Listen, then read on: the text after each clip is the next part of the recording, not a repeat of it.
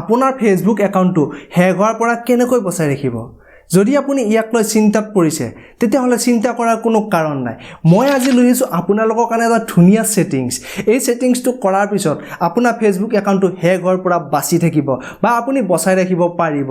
গতিকে এই সেটিংসটো কি আৰু ইয়াক কেনেকৈ কৰিব লাগে তাক লৈ মই সবিশেষ আপোনালোকক এই ভিডিঅ'টোত জনাম গতিকে আপুনি এই ভিডিঅ'টোত এটা এতিয়াই লাইক কৰক কিয়নো আপুনি পিছত হয়তো লাইক কৰিবলৈকে পাহৰি থাকিব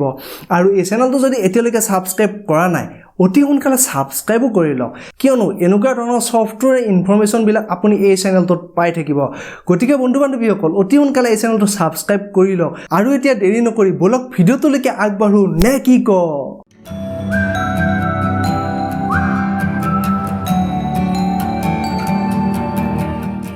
আপোনালোকে প্ৰথমতে ফেচবুক একাউণ্টত এটা সেটিংস কৰিব লাগিব আৰু সেই সেটিংসটোৰ নাম হৈছে টু ফেক্টৰ অথেন্টিকেশন এই টু ফেক্টৰ অথেন্টিকেশনটো আপুনি যদি ফেচবুক একাউণ্টত কৰি থৈ দিয়ে তেতিয়াহ'লে আপোনাৰ ফেচবুক একাউণ্টটো হেক হোৱাৰ পৰা বাচি থাকিব বেলেগ এজন মানুহে বা হেকাৰজনে যদি আপোনাৰ ফেচবুক একাউণ্টটো হেক কৰিবলৈ চেষ্টা কৰে তেতিয়াহ'লে আপোনাৰ তাত এই টু ষ্টেপ অথেন্টিকেশনৰ যিটো OTP বা যিটো নটিফিকেশন এই নটিফিকেশনটো আপোনাৰ মোবাইলত আহিব বা আপোনাৰ মোবাইল নম্বৰত আহিব আৰু তেতিয়া আপুনি সাৱধান হ'ব পাৰিব গতিকে এই টু ফেক্টৰ অথেন্টিকেশনটো কেনেকৈ কৰিব মই স্ক্ৰীনত দেখাই আছো আপুনিও চাই ধুনীয়াকৈ এতিয়াই কৰি লওক গতিকে বন্ধু বান্ধৱীসকল প্ৰথমতে ইয়াতে আপুনি স্ক্ৰীনত যেতিয়া দেখা পাই আছে প্ৰথমতে আপোনাৰ ফেচবুক একাউণ্টটো খুলি লওক ধুনীয়াকৈ এতিয়া আপুনি ওপৰত যিটো 3 ডট অপচন আছে সেই 3 ডট অপচনটোত আপুনি ধুনীয়াকৈ ক্লিক কৰক তাৰ পিছত আপুনি তলৰ ফালে গলে দেখা পাব সেটিংস অপচন আছে এই সেটিংসটোত আপুনি ক্লিক কৰক এতিয়া আপোনাৰ সেটিংসটো খোল খাইছে আৰু সেটিংসটো খোল খোৱাৰ পিছত আপুনি তলৰ ফালে চাব সিকিউৰিটি অপচন এটা আছে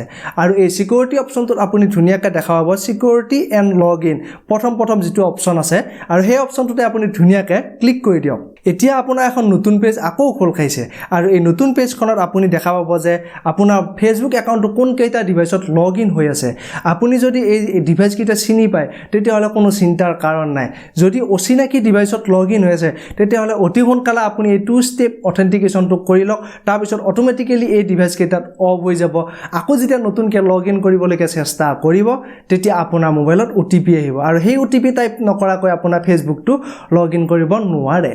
গতিকে বন্ধু বান্ধৱীসকল এতিয়া তলৰ ফালে যাওক আপুনি এই যেটো অপচন দেখা পাইছে এই ইউজ টু ফেক্টৰ অথেন্টিকেশন অপচনটোত ক্লিক কৰি দিয়ক তাৰ পিছত এখন নতুন পেজ খোল খাব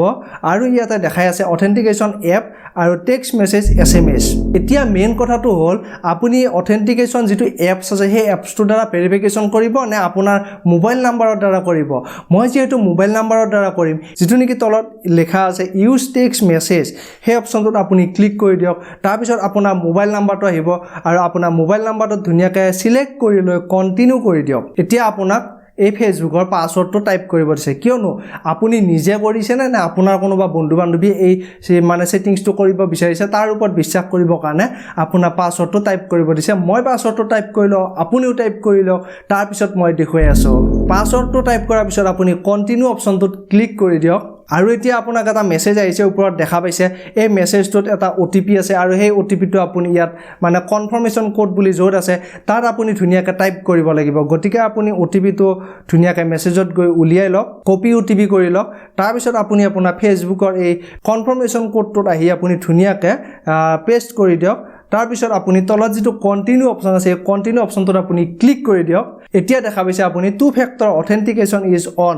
আপোনাৰ ফেসবুকত এতিয়া টু ফেক্টৰ অথেন্টিকেশনটো বৰ্তমান অন হৈ গৈছে এতিয়া আৰু আপোনাৰ চিন্তা কৰিবলগীয়া কোনো কাৰণ নাই তলত যেটো ডান অপচন দেখিছে এই ডানত ক্লিক কৰি দিয়ক ক্লিক কৰি দিয়াৰ পিছত এতিয়া আপুনি দেখা পাইছে নতুনকৈ পেজ এখন খোল খাইছে আৰু ইয়াতে আপোনাক দেখাইছে two factor authentication is on আৰু যদি আপুনি ভৱিষ্যতে কেতিয়াবা ইয়াক অফ কৰিব বিচাৰে তেতিয়াহ'লে এটো টাৰ্ন অফ অপচন আছে আপুনি ইয়াত ক্লিক কৰি ইয়াক অফ কৰিব পাৰে এতিয়া গম পালে কেনেকৈ টু ফেক্টৰ অথেন্টিকেশন আপুনি আপোনাৰ ফেসবুক একাউণ্টত কৰিব পাৰিব গতিকে আপুনি সোনকালে কৰি লওক তাৰ পিছত আপোনাৰ ফেসবুক একাউণ্টটো হেক হোৱাৰ পৰা ধুনীয়াকৈ বচাই ৰাখক গতিকে বন্ধু বান্ধৱীসকল ভিডিঅ'টো যদি ভাল লাগিছে তা ধুনীয়াকৈ লাইক কৰক আৰু এই চেনেলটো যদি সাবস্ক্ৰাইব কৰা নাই অতি সোনকালে সাবস্ক্ৰাইব কৰি লওক আৰু আগলৈ নতুন এনেকুৱা ধৰণৰ ভিডিঅ' হৈতে লগ পোৱাৰ আশাৰে আজিলৈ ইমানতে ধন্যবাদ